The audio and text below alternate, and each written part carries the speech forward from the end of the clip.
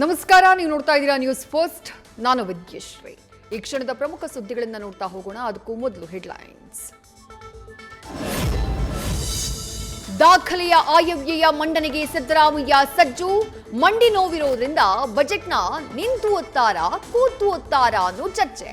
ವಿಧಾನಸಭೆಯಲ್ಲಿ ವಿಶೇಷ ಕುರ್ಚಿ ಅಳವಡಿಕೆ ಸಾಧ್ಯತೆ.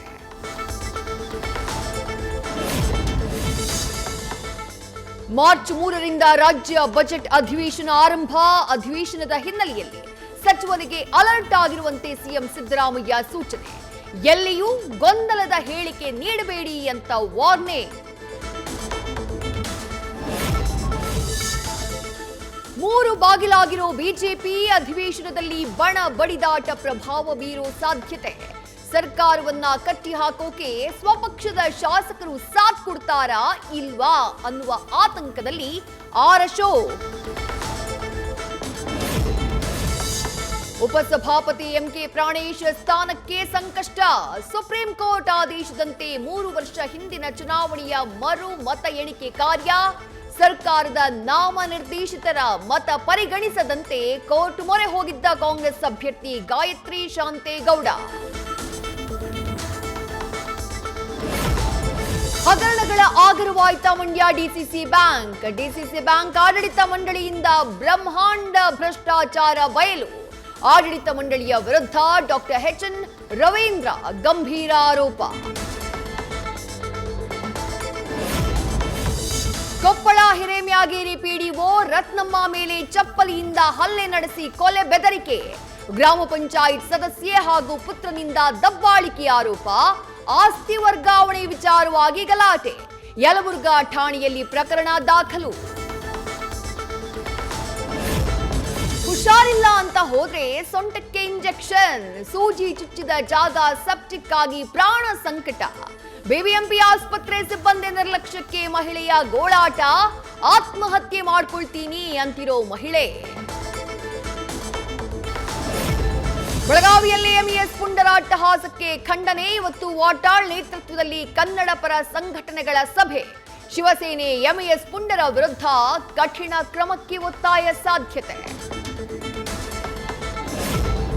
ಕರ್ನಾಟಕದಲ್ಲಿ ಕೈದಿ, ಪುಣೆಯಲ್ಲಿ police informer.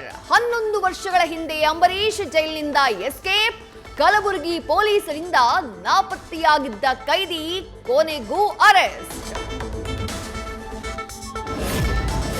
Rowdy sheeter Haider Ali ಹತ್ಯೆಗೂ ಮುನ್ನ ಪಕ್ಕಾ ಪ್ಲಾನ್. ಕೊಲೆಗೂ ಮುನ್ನ ಹೈದರ್ ಫಾಲೋ ಮಾಡಿದ್ದ ಗ್ಯಾಂಗ್. ಆರೋಪಿಗಳ ಓಡಾಟದ ಎಕ್ಸ್ಕ್ಲೂಸಿವ್ ಸಿಸಿಟಿವಿ ದೃಶ್ಯ ಲಭ್ಯ. ಶಿವಮೊಗ್ಗದಿಂದ ಗಡಿಪಾರಾಗಿದ್ದ ರೌಡಿ ಶೀಟರ್ಸ್ನ ಕರೆಸಿ ಹೈದರ್ ಹತ್ಯೆ. ಹಾವೇರಿಯಲ್ಲಿ ಗ್ರಾಮೀಣ ವಿದ್ಯಾರ್ಥಿಗಳ ವಿದ್ಯಾಭ್ಯಾಸಕ್ಕಾಗಿ ಕೋಟ್ಯಂತರ ಮೌಲ್ಯದ ಆಸ್ತಿ ದಾನ. ತಾಯಿ ಹೆಸರಲ್ಲಿ 5 ಎಕರೆ ಜಮೀನು ದಾನ ಮಾಡಿದ ಕುಟುಂಬ. ಮೂಲ ಸೌಕರ್ಯಗಳನ್ನ ನೀಡುವಂತೆ ಸರ್ಕಾರಕ್ಕೆ ಒತ್ತಾಯ.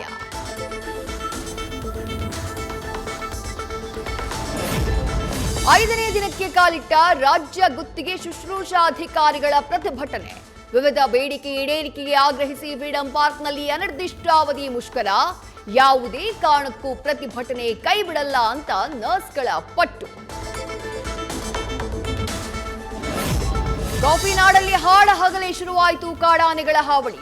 ರಾಜ್ಯ ಹೆದ್ದಾರಿ ಪಕ್ಕಕ್ಕೆ ಬಂದು ನಿಂತ ಒಂಟಿ ಸಲಗ. ಆನೆ ಕಂಡು ಭಯಭೀತರಾದ ವಾಹನ ಸವಾರರು.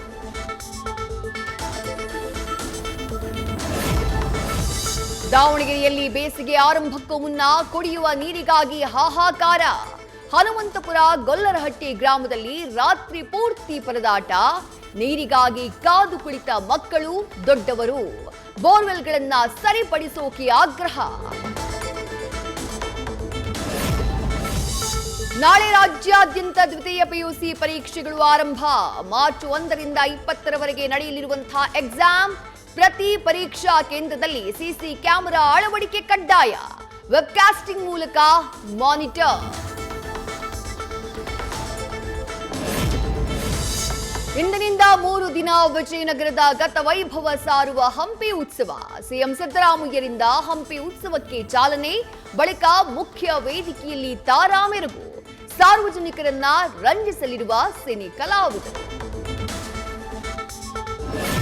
ರಾಜಸ್ಥಾನದ ಬಿಜೆಪಿ ರಾಜ್ಯಾಧ್ಯಕ್ಷನ ಎದುರೇ ಕಿತ್ತಾಟ. ಬಿಜೆಪಿ ಅಲ್ಪಸಂಖ್ಯಾತ ವಿಭಾಗದ ಸಭೆಯ ವೇಳೆ ಘಟನೆ. ಕೈ ಮಿಲಾಯಿಸೋಕೆ ಮುಂದಾಗ್ತಾ ಇದ್ದವರನ್ನ ಸಮಾಧಾನಪಡಿಸಿದ ಇತರೆ ಸದಸ್ಯರು. ಹೈದರಾಬಾದ್ನ ಕೇಂದ್ರ ವಿವಿಯಲ್ಲಿ ನಿರ್ಮಾಣ ಹಂತದ ಕಟ್ಟಡ ಕುಸಿತ. ಸ್ಥಳದಲ್ಲಿ ಕಾರ್ಮಿಕರಿಲ್ಲದ ಕಾರಣ ತಪ್ಪಿದ ದುರಂತ. ಕಳಪೆ ಕಾಮಗಾರಿ ಆರೋಪ. ಗುತ್ತಿಗೆದಾರರ ವಿರುದ್ಧ ಕ್ರಮಕ್ಕೆ ವಿದ್ಯಾರ್ಥಿಗಳ ಆಗ್ರಹ.